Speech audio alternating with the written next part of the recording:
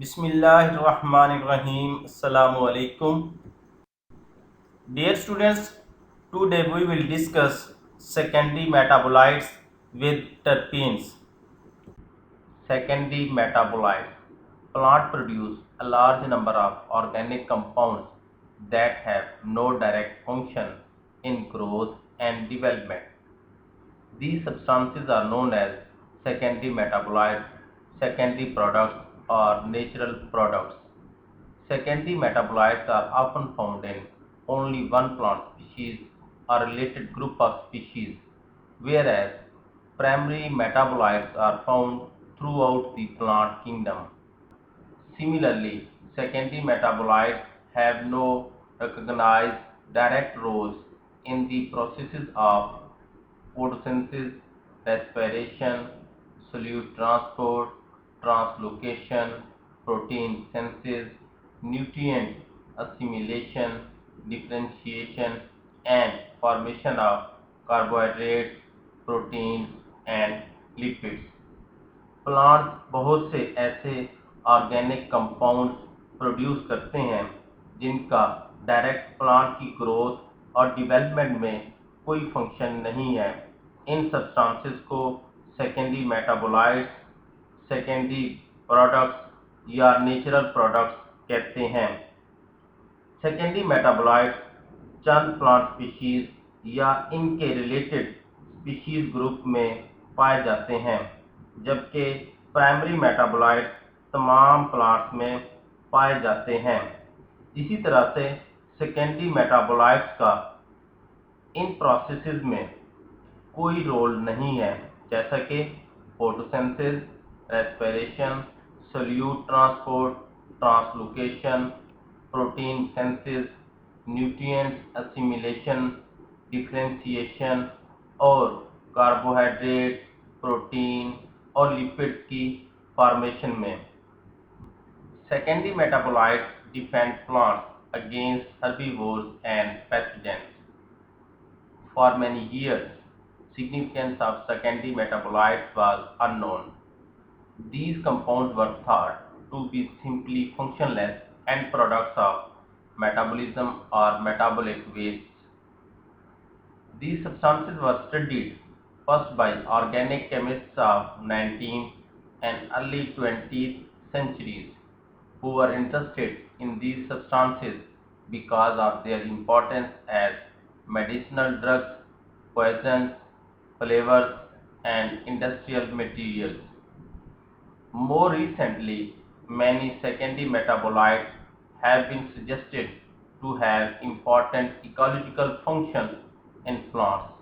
Number one, they protect plants against being eaten by herbivores and against being infected by microbial pathogens.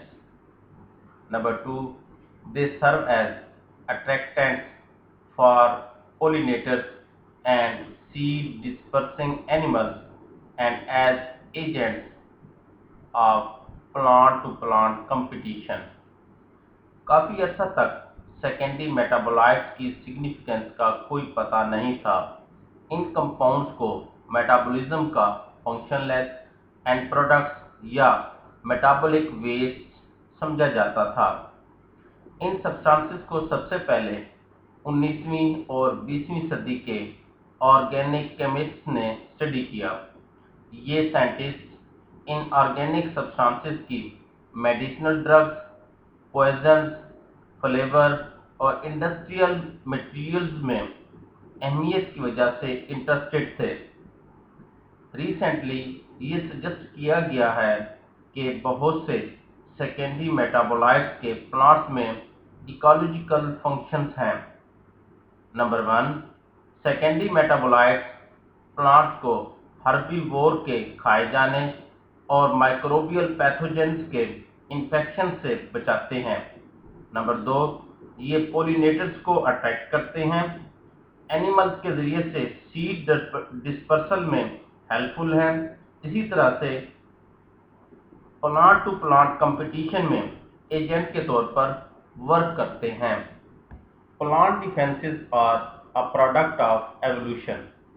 According to evolutionary biologists, Plant defenses must have arisen through heritable mutations, natural selection, and evolutionary change. Plant secondary metabolites can be divided into three chemically distinct groups. Number one, terpenes. Number two, phenolics. Number three, nitrogen containing compounds. Terpenes. Terpenes or terpenide constitute the largest class of secondary products. The diverse substances of this class are generally insoluble in water. They are biosynthesized from acetyl coenzyme A or glycolytic intermediates. Terpenes या टर्पेनाइड्स secondary metabolites का सबसे बड़ा group बनाते हैं। इस group के substances आमतौर पर पानी में इनसॉल्युबल हैं। ये एसिटाइल कोएंजाइम ए या ग्लाइकोलाइटिक इंटरमीडिएट से सिंथेसाइज होते हैं। All terpenes are derived from the union of 5 carbon elements that have the branched carbon skeleton of isopentane. The basic structural elements of terpenes are sometimes called isoprene units because terpenes can decompose at high temperature to give isoprene.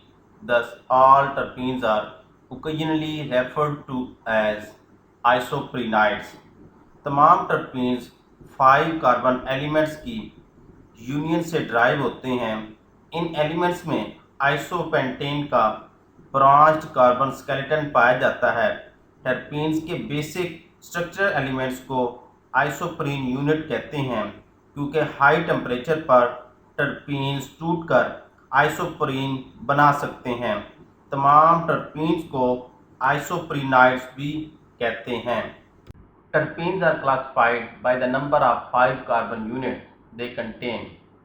Although extensive metabolic modifications can sometimes make it difficult to pick out the original 5 carbon residues, they are classified as monoterpenes, sesquiterpenes, diterpenes, triterpenes, tetraterpenes and polyterpenides. Terpenes को इनमें पाए जाने वाले 5 carbon units के मुताबिक classify किया जाता है। बाज़ात एक्सटेंसिव मेटाबॉलिक मॉडिफिकेशंस की वजह से 5 कार्बन यूनिट्स के मुताबिक तकसीम मुश्किल हो जाती है। इनकी क्लासिफिकेशन इस तरह से की जाती है। नंबर 1, मोनोटर्पीन्स। इनमें 5 कार्बन यूनिट्स पाए जाते हैं जिसकी वजह से इनमें कार्बन की तादाद 10 होती है। नंबर 2, सेस्क्विटर्पीन्स। इनमें 5 कार्बन यूनिट्स पाए जाते हैं जिसकी वजह से इनमें कार्बन की तादाद 15 होती है। नंबर 3, डाइटर्पीन्स। इनमें 5 कार्बन यूनिट्स पाए जाते हैं जिसकी वजह से इनमें कार्बन की तादाद 20 होती है। नंबर 4, ट्राइटर्पीन्स। इनमें 5 कार्बन यूनिट्स पाए जाते हैं जिसकी वजह से इनमें कार्बन की तादाद 30 होती है। नंबर 5, टेट्राटर्पीन्स। इनमें 5 कार्बन यूनिट्स पाए जाते हैं जिसकी वजह से इनमें कार्बन की तादाद 40 होती है। नंबर 6, पॉलीटर्पेनाइड्स। इनमें 8 से ज़ायद 5 कार्बन यूनिट्स पाए जाते हैं। Terpenes are biosynthesized from primary metabolites by 2 different ways. First is mevalonic acid pathway. Second is methyl erythritol phosphate pathway. In mevalonic acid pathway, 3 molecules of acetyl coenzyme A are joined together stepwise to form mevalonic acid. This key 6 carbon intermediate is then pyrophosphorylated, decarboxylated and dehydrated to yield isopentenyl diphosphate. Isopentenyl diphosphate is the activated 5 carbon building block of terpenes. Mevalonic acid pathway के दौरान acetyl coenzyme A के 3 molecules step wise मिलकर मेवलोनिक acid बनाते हैं। Next step में 6 carbon वाले मेवलोनिक acid की पायरोफॉस्फोरिलेशन, decarboxylation और डिहाइड्रेशन होती है, जिसके नतीजे में आइसोपेंटेनाइल डाइफॉस्फेट बनता है। आइसोपेंटेनाइल डाइफॉस्फेट 5 कार्बन वाला होता है और ये टर्पीन्स के लिए एक्टिवेटेड बिल्डिंग ब्लॉक है। Recently, it was discovered that isopentenyl diphosphate also can be formed from intermediates of glycolysis or the photosynthetic carbon reduction cycle via a separate set of reactions called the methyl erythritol phosphate pathway that operates in chloroplasts and other plastids.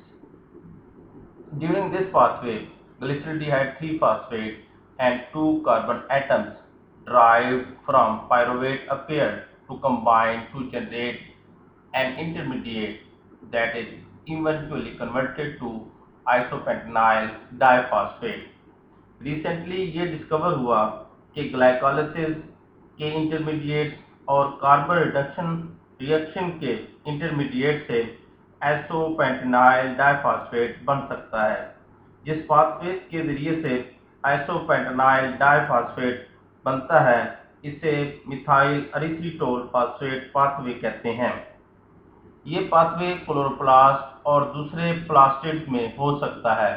इस pathway के दौरान glyceraldehyde 3-फॉस्फेट और pyruvate से हासिल होने वाले 2 carbon atoms मिलकर एक 5 कार्बन वाला इंटरमीडिएट बनाते हैं, जो कि आखिरकार आइसोपेंटेनाइल डाइफॉस्फेट में कन्वर्ट हो जाता है।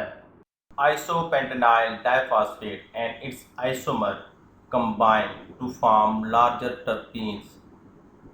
Isopentenyl diphosphate and its isomer dimethyl allyl diphosphate are activated 5 carbon building blocks of terpene biosynthesis that join together to form larger molecules.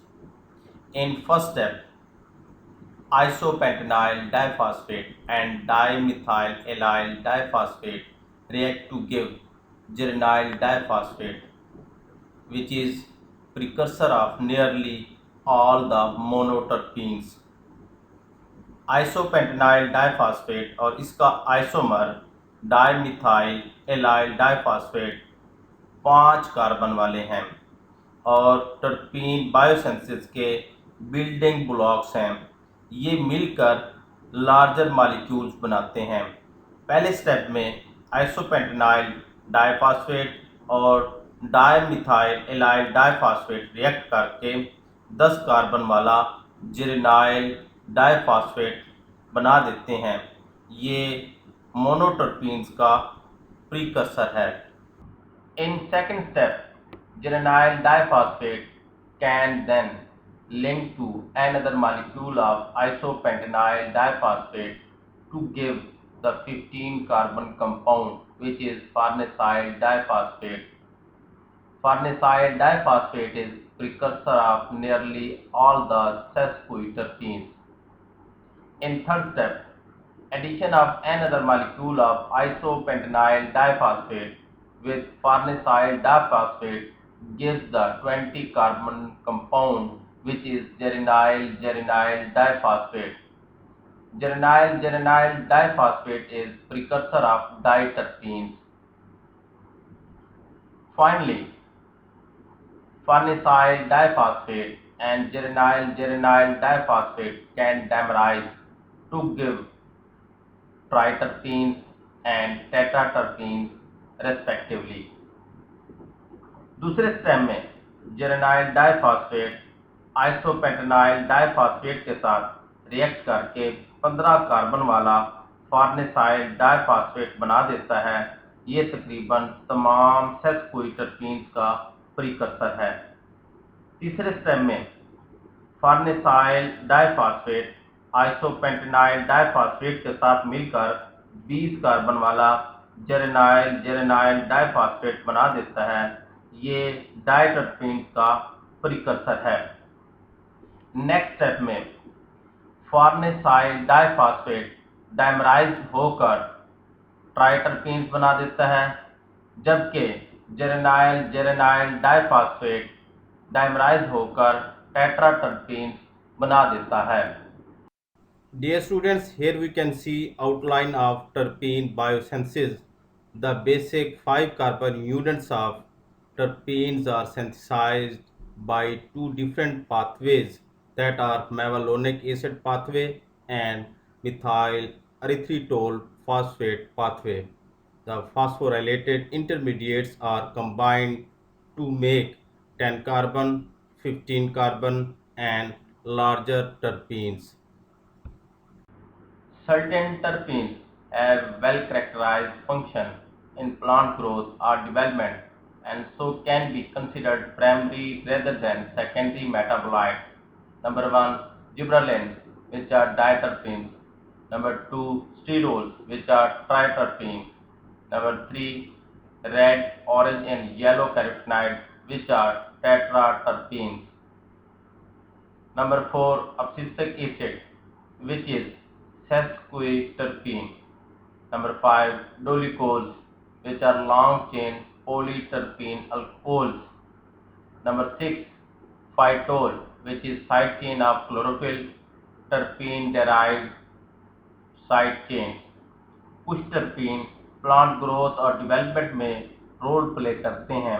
इन्हें सेकेंडरी मेटाबोलाइट की बजाय प्राइमरी मेटाबोलाइट कंसिडर किया जा सकता है। मिसाल के तौर पर जिब्रालिन्स, जो कि प्लांट हार्मोन्स का इम्पॉर्टेंट ग्रुप है और ये डायटरपीन्स हैं। नंबर 2, स्टीरोल्स, जो कि ट्राइटरपीन डेरिवेटिव्स हैं। स्टीरोल्स मेम्ब्रेन के अहम कंपोनेंट्स हैं। नंबर 3, रेड, ऑरेंज और येलो कैरोटीनॉइड, जो कि टेट्राटर्पीन्स हैं और फोटोसिंथेसिस के दौरान ये एक्सेसरी पिगमेंट्स के तौर पर फंक्शन करते हैं। नंबर 4, अब्सिसिक एसिड, जो कि प्लांट हार्मोन है। ये सेस्क्विटरपीन्स हैं। ये कैरोटीनॉइड्स के प्रिकर्सर की डिग्रेडेशन से पैदा होते हैं। नंबर 5, लॉन्ग चेन पोलीटरपीन्स अल्कोहल, इन्हें डोलिकोल्स भी कहते हैं। ये सेल वॉल में शुगर कैरियर्स हैं और ग्लाइकोप्रोटीन सिंथेसिस में इन्वॉल्व हैं। नंबर 6, फाइटोल, ये टर्पीन डेराइव्ड साइड चेन है। ये क्लोरोफिल की साइड चेन के तौर पर वर्क करते हैं। दरअसल ये क्लोरोफिल की साइड चेन ही है। बहुत से टर्पीन का प्लांट में प्राइमरी रोल है, ताहम मेजॉरिटी टर्पीन, जो कि सेकेंडरी मेटाबोलाइट्स हैं, ज़्यादातर प्लांट के डिफेंस में इन्वॉल्व हैं। Terpenes are toxins and feeding deterrents to many plant-feeding insects and mammals. Thus, they appear to play important defensive roles in plant kingdom. For example, the monoterpene esters called pyrethroids that occur in the leaves and flowers of Chrysanthemum species show very striking insecticidal activity. Both natural and synthetic pyrethroids are popular ingredients in commercial insecticides because of their low persistence in the environment and their negligible toxicity to mammals. Terpenes toxins हैं और plant को herbivory से बचाते हैं। इस तरह से ये डिफेंसिव रोल प्ले करते हैं। मिसाल के तौर पर पायरेथ्राइड, जो कि मोनोटर्पीन एस्टर्स हैं, ये क्रिसैंथेमम के लीव्स और फ्लावर में पाए जाते हैं। ये स्ट्राइकिंग इंसेक्टिसाइडल एक्टिविटी शो करते हैं। नेचुरल और सिंथेटिक पायरेथ्राइड्स दोनों कमर्शियल इंसेक्टिसाइड के पॉपुलर इंग्रेडिएंट्स हैं, क्योंकि ये माहौल में थोड़े अरसे बाद डिग्रेड हो जाते हैं और मैमल्स के लिए कम नुकसानदेह हैं। In conifers such as pine and fir, monoterpenes accumulate in resin ducts found in the needles, twigs, and trunk. These compounds are toxic to numerous insects including bark beetles, which are serious pests of conifer species throughout the world. Many conifers respond to bark beetle infestation by producing additional quantities of monoterpenes. Conifers में monoterpenes needles, twigs और trunk में मौजूद raisin ducts में इकमुलेट हो जाते हैं। ये compound बहुत से इंसेक्ट्स के लिए टॉक्सिक साबित होते हैं, जैसे कि बार्क बीटल्स। बार्क बीटल्स पूरी दुनिया में कोनिफर्स का सीरियस पेस्ट है। बहुत से कोनिफर्स ज़्यादा मिकदार में मोनोटर्पीन्स प्रोड्यूस करके बार्क बीटल के अगेंस्ट रिस्पॉन्स शो करते हैं। Many plants contain mixtures of volatile monoterpenes and sesquiterpenes called essential oils that produce a characteristic odor to their foliage. Peppermint, lemon, basil, and sage are examples of plants that contain essential oils. The chief monoterpene constituent of peppermint oil is menthol, while that of lemon oil is limonene. बहुत से plants में मोनोटरपीन्स और सेस्क्विटरपीन्स का mixture पाया जाता है, जिसे essential oil कहते हैं। एसेंशियल ऑयल की वजह से प्लांट्स के पत्तों और शाखों की एक ख़ास खुशबू होती है। पेपरमेंट, लेमन, बासिल और सेज में एसेंशियल ऑयल पाए जाते हैं। पेपरमेंट ऑयल में पाया जाने वाला टर्पीन मेंथोल है, जबकि लेमन ऑयल में पाया जाने वाला टर्पीन लाइमोनिन है। Dear students, here we can see structure of limonene and menthol. Essential oils have well-known insect repellent properties. They are frequently found in glandular hairs that project outward from the epidermis. In the glandular hairs, the terpenes are stored in a modified extracellular space in the cell wall. Essential oils can be extracted from plants by steam distillation and used commercially in flavoring foods and making perfumes. Essential oil में insect repellent properties पाई जाती हैं। Essential oil epidermis से निकलने वाले glandular hair में पाए जाते हैं। ग्लैंडुलर हेयर की सेल वॉल में मौजूद एक्स्ट्रा सेलुलर स्पेस में टर्पीन स्टोर हो जाते हैं। प्लांट से एसेंशियल ऑयल्स को स्टीम डिस्टिलेशन के ज़रिए से एक्सट्रैक्ट किया जा सकता है और ये मुख्तलिफ फूड फ्लेवर्स और परफ्यूम्स में यूज़ होते हैं। Limonides. Among non-volatile terpene anti-herbivore compounds are the limonides, a group of triterpenes well known as bitter substances in citrus fruit. Azadirachtin. Azadirachtin is the powerful deterrent found in neem tree Azadirachta indica. It is a feeding deterrent to some insects at low doses and exerts a variety of toxic effects. It has considerable potential as a commercial insect control agent. Several preparations containing azadirachtin are now being marketed in North America and India. azadirachtin एक powerful deterrent है जो कि नीम में पाया जाता है। ये low dose पर फीडिंग डिटेरेंट है और टॉक्सिक असरात मुरतब करता है। इंसेक्ट कंट्रोल के लिए इसे कमर्शियल लेवल पर इस्तेमाल किया जा सकता है। नॉर्थ अमेरिका और इंडिया में इंसेक्ट कंट्रोल के लिए इस्तेमाल होने वाले डिटेरेंट्स में azadirachtin पाया जाता है। Phytoecdiosones. Phytoecdiosones are a group of plant steroids that have the same basic structure as insect molting hormones. It was isolated first from the common fern Polypodium vulgare. Ingestion of phytoecdiosones by insects disrupt molting and other developmental processes, often with lethal consequences. Phytoecdysones plant steroids का group है। इनकी basic structure insect molting hormone से मिलती है। इसे सबसे पहले पोलीपोडियम वुल्गेर से हासिल किया गया, जो कि एक आम फर्न है। फाइटोएक्टाइसोन्स के खाने से इंसेक्ट्स में मोल्टिंग और दूसरे डेवलपमेंटल प्रोसेस डिस्टर्ब हो जाते हैं, अक्सर जिनके खतरनाक नतीजे हासिल होते हैं। Dear students, here we can see structure of azididactin and alpha-actiosone.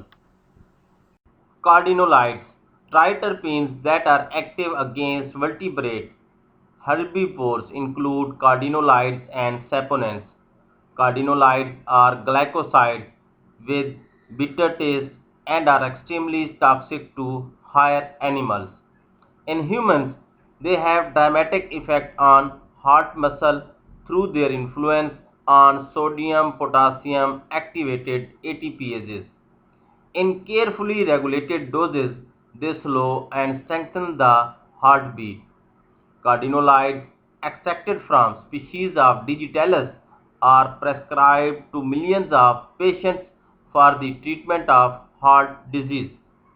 कार्डिनोलाइड्स glycosides हैं, जिनमें एक या एक से ज़्यादा शुगर के मालिक्यूल्स पाए जाते हैं।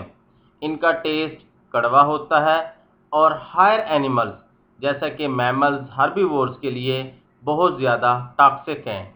इंसान में कार्डिनोलाइड्स सोडियम पोटासियम एक्टिवेटेड एटीपीएजेस को डिस्टर्ब करके हार्ट मसल को मुतासर करते हैं।